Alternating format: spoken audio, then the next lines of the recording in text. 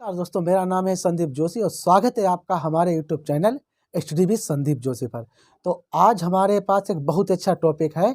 आप लोगों की डिमांड के ऊपर मैं लेकर आया हूँ नरेशन के ऊपर, जिसे डायरेक्ट इनडायरेक्ट कहते हैं।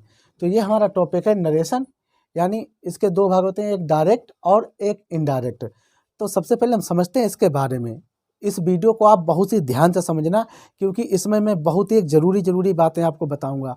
क्योंकि अगर इस वीडियो को आपने ज़रा सा भी स्किप किया तो आप इस वीडियो को समझ नहीं पाएंगे, और जब आप नींव नहीं समझ पाएंगे तो फिर आप आगे कुछ आप बताएंगे कि हमें ये कुछ समझ में नहीं आया। तो जिस प्रकार से एक मकान को बनाने के लिए एक नींव हम रखते हैं, उसे बहुत मजबूती से रखते हैं।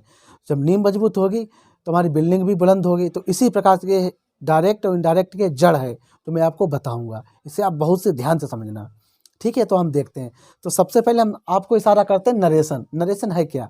तो नरेशन का मतलब होता है वर्णन। किसी बात को हम वर्णन कहते हैं या किसी बात को हम कहते हैं, ठीक है। तो नरेशन दो प्रकार के होते हैं, इससे दो भाषाएं होती हैं, जैसे कि एक डायरेक्ट तरीका और एक हमारा होता है इनडायरेक्ट तरीका। यानी कि डायरेक्ट कहते हैं प्रत्यक्ष कथन और इनडायरेक्ट कहते हैं हम अप्रत्यक्ष कथन, ठीक है। तो हमने क्या बात कहा कि नरेशन को दो प्रकार से कह सकते हैं, एक डायरेक्ट तरीका है और एक इनडायरेक्ट तरीका है। अच्छा, नरेशन का मतलब आप और समझाएं थोड़े डिटेल में आपको। जैसे कि दो व्यक्ति होते हैं, एक व्यक्ति होता है बात को कहने वाला और एक व्यक्ति होता है बात को सुनने वाला। तो जो कहने वाला व्यक्ति है उसे हम स्पीकर कहते हैं, ठीक है। जो कहने वाला व्यक्ति है, हिंदी में उसे हम, इंग्लिश में उसे हम स्पीकर कहते हैं और हिंदी में उसे हम वक्ता कहते हैं, ठीक है। और जो सुनने वाला व्यक्ति है उसे हम लिसनर कहते हैं और हिंदी में उसे हम श्रोता कहते हैं। यानी कि एक वक्ता होता है, एक श्रोता होता है। जैसे इस समय मैं आपको बता रहा हूँ कुछ, तो इस समय मैं एक वक्ता हूँ, यानी मैं एक स्पीकर हूँ, और आप लोग हमारी बात को, यानी हमारे वीडियो को देख रहे हैं, सुन रहे हैं, तो आप क्या हुए? लिसनर हुए, यानी आप लोग श्रोतागण हुए। ऑडियंस हमारी श्रोता होती है, ठीक है। तो यहाँ तक आप समझ गए हैं। तो एक बात को कहने के दो प्रकार होते हैं, एक डायरेक्ट तरीका और एक इनडायरेक्ट तरीका। इतना क्लियर हो गया। आगे हम बताते हैं। तो दूसरा क्या होता है, डायरेक्ट और इनडायरेक्ट होता कैसे? तो जो बात डायरेक्ट रूप में हम कहते हैं किसी, अच्छा, डायरेक्ट स्पीच कहते कैसे हैं? तो डायरेक्ट स्पीच में दो खंड होते हैं, एक होता है इन्वर्टेड कामा के अंदर भाग और एक होता है भाग जो इन्वर्टेड कामा के बाहर होता है, उसमें कोमा लगा होता है। क्या कहा हमने? दो भाग होते हैं, एक इन्वर्टेड कामा के अंदर होता है, एक इन्वर्टेड कामा के बाहर। जैसे इधर देख लीजिए आप, जैसे कोई भी सेंटेंस है, हमने एक सेंटेंस यहाँ पे लिख रखा है, ही says to me, comma inverted comma, Ram will go to the market। अब जैसे हमारे पास एक कथन है, he says to me, Ram will go to the market। तो ए वाला भाग है हमारा इन्वर्टेड कामा के अंदर है, ए वाला भाग सॉरी इन्वर्ट कामा के बाहर है, और ए वाला भाग जो है इन्वर्टेड कामा है, दोनों तरफ से कामा लगा हुआ है, दोनों तरफ से इसके अंदर भाग के, ठीक है। तो अब इन भाग को हम कहते क्या है? तो हमारा जो ए वाला भाग है, ए वाला जो भाग है, ये वाला, इसे हम कहते हैं रिपोर्टिंग वर्ब या रिपोर्टिंग स्पीच। क्या कहते हैं? रिपोर्टिंग वर्ब या रिपोर्टिंग स्पीच। और हमारा जो ए वाला भाग है, ठीक है, इसे हम क्या कहते हैं? रिपोर्टेड पार्ट या रिपोर्टेड पार्ट स्पीच होती है, ठीक है। तो इसे रिपोर्टिंग वर्ब या रिपोर्टिंग स्पीच कहते हैं, और इसे रिपोर्टेड, ये रिपोर्टिंग है और ये रिपोर्टेड है, ठीक है। तो हम इसे रिपोर्टिंग वर्ब कहेंगे और इसे रिपोर्टेड पार्ट कहेंगे। तो ये दो भाग होते हैं। अच्छा, दूसरी चीज़, इसमें हम आपको तीन चीज़ें बताते हैं। नंबर एक क्या है हमारा? नंबर एक हमारा है इसमें ही। नंबर दो हमारा है इसमें साइज टू। और नंबर तीन हमारा इसमें है मी। तो इसमें देखो तीन खंड हैं, एक ही है, एक सैज टू है, एक मी है। तो ही को हम कहते हैं वक्ता यानी कहने वाला, ये हमारा हो गया स्पीकर। ये हो गया हमारा स्पीकर जो बात कहता है। दूसरा हमारा सच टू है, ये हमारी क्या है, ये हमारी है वर्ब, क्या है, वर्ब, जिसे हम क्रिया भी कहते हैं, ठीक है, ये हमारी है वर्ब। तीसरा हमारा क्या है, मी, ये हमारा ऑब्जेक्ट है, क्या हमारा है, ऑब्जेक्ट। तो इस खंड में हमने आप लोगों को 3 खंड करके दिखाए। ये रिपोर्टिंग वर्ब है, इसमें कितने खंड है, 3 खंड है। नंबर 1 ही हमारा हो गया स्पीकर जो बात कहता है, ही हमारा हो गया स्पीकर जो बात कहता है। दूसरा हमारा है सच टू, यानी ये हमारी वर्ब है, ठीक है। और तीसरा हमारा मी क्या है, ऑब्जेक्ट है। तो ये हमारे इस रिपोर्टिंग वर्ब में 3 खंड हो गए। अच्छा, इनका बहुत ध्यान देना पड़ता है। इधर हमारा जो भी वाक्य है वो इन्वर्टेड कामा के अंदर है, ठीक है। तो सबसे पहले इसके हम नियम देख लेते हैं। एक चीज़ और इसमें हम बताते हैं, ये जो हमने यहाँ पर सच टू लिखा तो ये भी परिवर्तित किया जाता है। इससे पहले हम आपको एक नियम बता दें। तो सबसे पहला नियम होता है डायरेक्ट और इनडायरेक्ट को बनाने में। क्या नियम है, डायरेक्ट और इनडायरेक्ट को बनाने का नियम क्या है कि सबसे पहले इसकी रिपोर्टिंग वर्ब देखी जाती है। रिपोर्टिंग वर्ब जो हमने ये दिख रखी है, ये वाला भाग, सबसे पहले यही भाग चेक किया जाता है कि ये वाला भाग किस टेंस में है, उसके बाद आगे वाला भाग चेंज किया जाता है। तो क्या देखा, सबसे पहला नियम हमारा है कि यदि रिपोर्टिंग वर्ब प्रेजेंट या फ्यूचर टेंस में है तो इन्वर्टेड कामा के अंदर वाला वाक्य नहीं बदलता है। क्या हमने कहा, दोबारा सुनिए, यदि रिपोर्टिंग वर्ब यानी कि यदि हमारा ए वाला भाग, बहुत ध्यान से देखना इस बात को, यदि हमारा ए वाला भाग प्रेजेंट या फ्यूचर टेंस में है तो हमारा ए वाला वाक्य जो है नहीं बदलता है। कैसे नहीं बदलता है, तो सबसे पहले आप पहचानेंगे कैसे कि ये वाला जो भाग हमारा है वो प्रेजेंट या फ्यूचर में है या नहीं है, या कैसे, तो हम पहचान बताते हैं आपको। देखिए, ये जो हमने सेंटेंस लिखा है इसमें ही सच टू मी, तो आप लोगों को हमने बताया है कि प्रेजेंट इंडेफिनिट टेंस में क्या होता है, उसकी पहचान में उसका जो नियम होता है, तो क्या होता है कि अगर एक वचन सब्जेक्ट होगा, हमारा कर्ता हमारा एक वचन होगा, सिंगुलर होगा, तो उसकी वर्ब यानी क्रिया में यस या ईएस लगा होगा, एक पहचान ये है। या फिर इजेमार लगा होगा, प्रेजेंट कंटिन्यूस में इजेमार होता है। या फिर अगर फ्यूचर अगर परफेक्ट का हुआ तो हैज़ हैव लगा होगा, अगर परफेक्ट कंटिन्यूस टेंस का तो हैज़ बीन लगा होगा, ठीक है। तो यहाँ पर इतना तो ज़्यादा तक आता नहीं है। तो सबसे पहले इसकी पहचान क्या है कि इसकी वर्ब में सहज यस लगा हुआ है, ही सच टू मी, यस लगा हुआ है।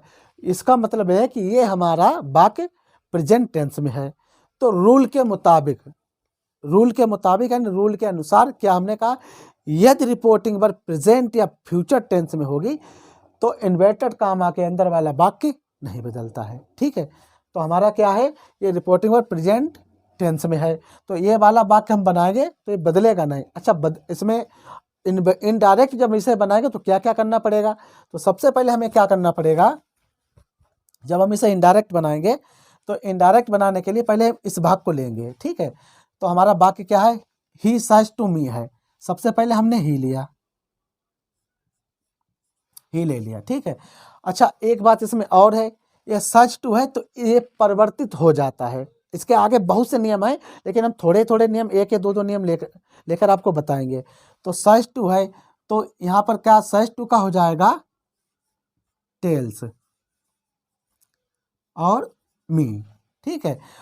ए कामा हटा देंगे हम, ए वाला कामा भी हट जाके इसके बीच में कनेक्टेड हम डेट लगाएंगे।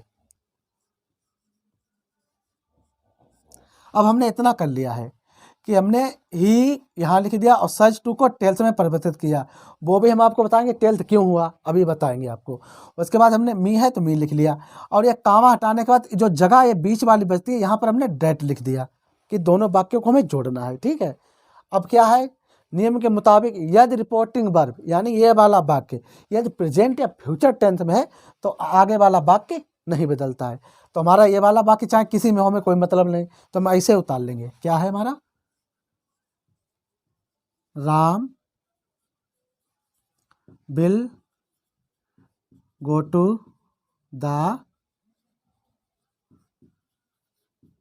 मार्केट। अच्छा, पूरा वाक्य उतारेंगे फिर इन्वर्टेड कामा हम खत्म कर देंगे। तो आप लोगों ने समझा कि ही सच टू मी को हमने ही टेल्स मी में परिवर्तित किया, उसके बाद ये जो है कामा और इन्वर्टेड कामा दोनों खत्म कर दिया, उसके बीच में हमने क्या लगा दिया, ये डेट लगा दिया, कनेक्टिव डेट लगा दिया। डेट से पूरा वाक्य ज्यों का त्यों उतार दिया और जोड़ दिया, ठीक है। अच्छा, अब हम आपको ये बता दें कि ये साइज टू है टेल्स में कैसे परिवर्तित हुआ, इसका ये बात है। देखो इसका नियम क्या है, इसका ये है, जैसे साइज लिखा हुआ है, साइज और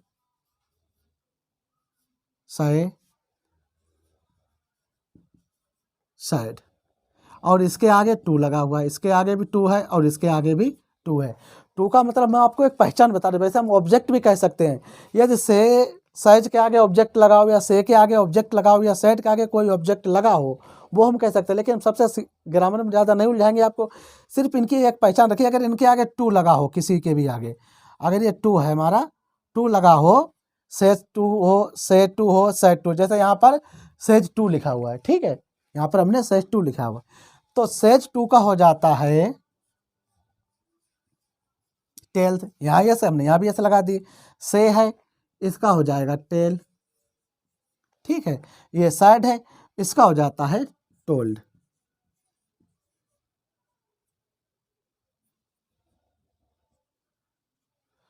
ये चीज साइज टू है, टेल्थ हो जाएगा, से है टेल हो जाएगा, सॉरी टेल हो जाएगा, और साइड है इसका टोल्ड हो जाएगा। तो तीनों चीज़ें ये परिवर्तित होती हैं कब, जब इसके आगे टू लगा हो। जैसे यहाँ पर हमारा टू लगा हुआ है, साइज टू है, तो साइज टू को हमने क्या किया, टेल्स में परिवर्तित कर दिया, और मी जो है वो वैसे रहेगा।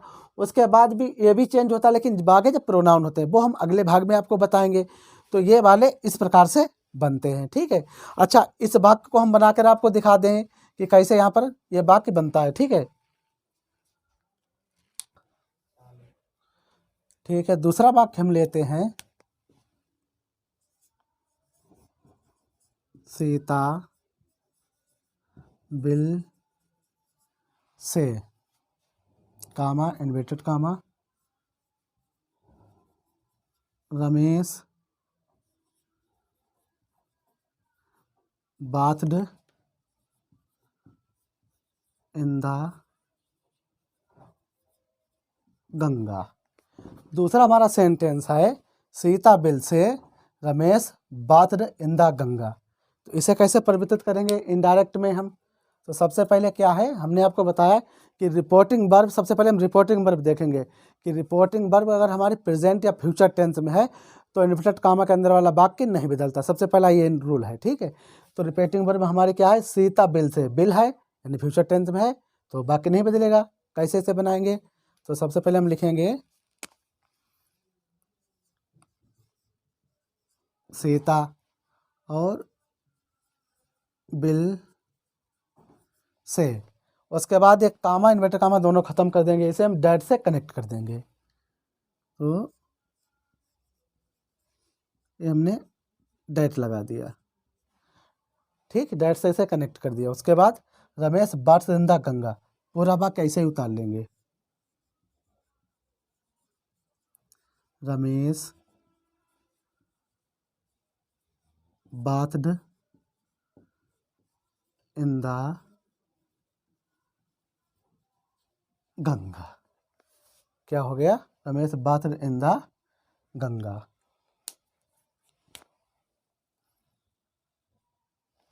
Ramesh bathed in the Ganga. तो हमने क्या लिखा है, हमारी रिपोर्टिंग भरे सीता बिल से, यानी सीता कहेगी, सीता कहेगी Ramesh bathed in the Ganga, कि Ramesh bathed in the Ganga, Ramesh ने गंगा में स्नान किया, यानी पास्ट इंडेफिनिट का हमारा वाक्य, तो हमें पास्ट इंडेफिनिट से कोई मतलब नहीं है, ठीक है। यदि हमारी रिपोर्टिंग वर्ब प्रेजेंट या फ्यूचर टेंस में होगी तो हमारा इन्वर्टेड कामा के अंदर वाला वाक्य नहीं बदलेगा, ठीक है। गंगा, सॉरी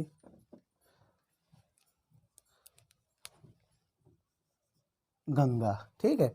तो क्या है कि यदि हमारी रिपोर्टिंग वर्ब प्रेजेंट या फ्यूचर टेंस में होगी तो हमारा वाक्य नहीं बदलेगा। तो हमारे सीता बिल से क्या है, प्रेजेंट फ्यूचर टेंस में सीता बिल से, और इन्वर्टेड कामा हमारा है, तो इसलिए हम क्या करेंगे, वाक्य को नहीं बदलेंगे, सिर्फ क्या करेंगे, सीता बिल से डैट लगा देंगे, कामा इन्वर्टेड कामा खत्म कर देंगे और वाक्य ज्यों का त्यों उतार देंगे। तो इस स्लाइड में हम आपको इतना ही बताएंगे। इसके आगे स्लाइड में हम आपको आप बताएंगे कि इसमें प्रोनाउन भी चेंज होते हैं, प्रोनाउन कैसे चेंज किए जाते हैं, साइड टू को साइड में, टेल टेल्स में कैसे बदलते हैं, और भी नियम, और इस पर कहीं भी एक से बढ़कर एक नियम चलते रहते हैं। तो इस भाग में हम आपको इतना ही बताएंगे। पहले आप इसे सीखिए, इसके बाद हम दूसरा भाग लेकर आएंगे, उसमें आपको और अधिक नियम समझाएंगे।